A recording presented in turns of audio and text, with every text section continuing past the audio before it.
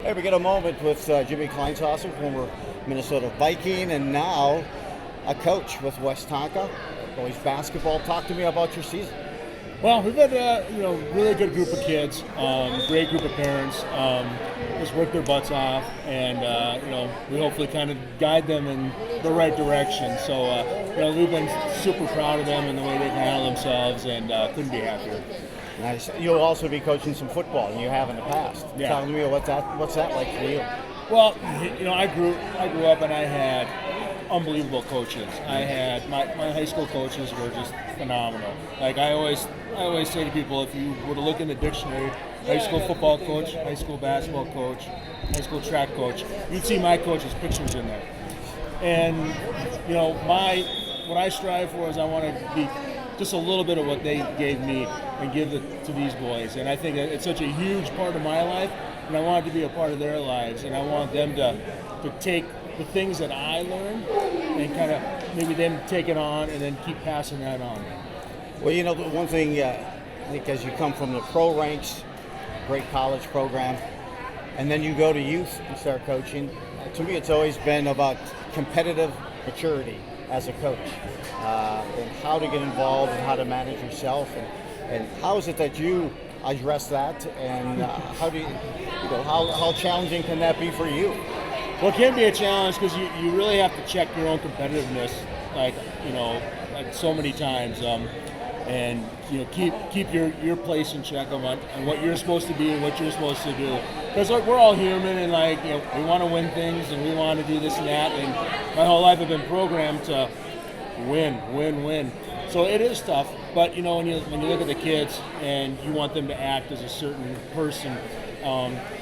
You really got to think. I always think of myself after a tournament or after a game, like, how did I come across to the boys? Like, what did I show them? Was I a good example for them? And sometimes that'll keep me up, and I think, God, maybe did I do it the right way? So that's a huge learning process for us, especially competitive nature. Most coaches are competitive, and just keeping that in check and being a positive example for the kids. Well, you know what, and you always kind of set that high standard.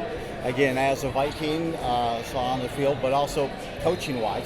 And it's got to be kind of difficult because you always have people that want to beat Jim Kleinsasser. And so for you to kind of be able to kind of represent that standard has to be a challenge from time to time. Yeah, I've looked at it more in the last 3-4 years of are my boys working hard. And if they're working hard, there's not much I can be disappointed about. Right. Because at every level you always start off with the one thing you can control is how hard you work. And you're not going to make shots. You're going to throw the ball away. Things are going to happen. You're going to make mistakes. But how's the work ethic? Are they working hard? I can be okay with that. Yeah. And I can be okay with anybody beating us as long as we're working hard.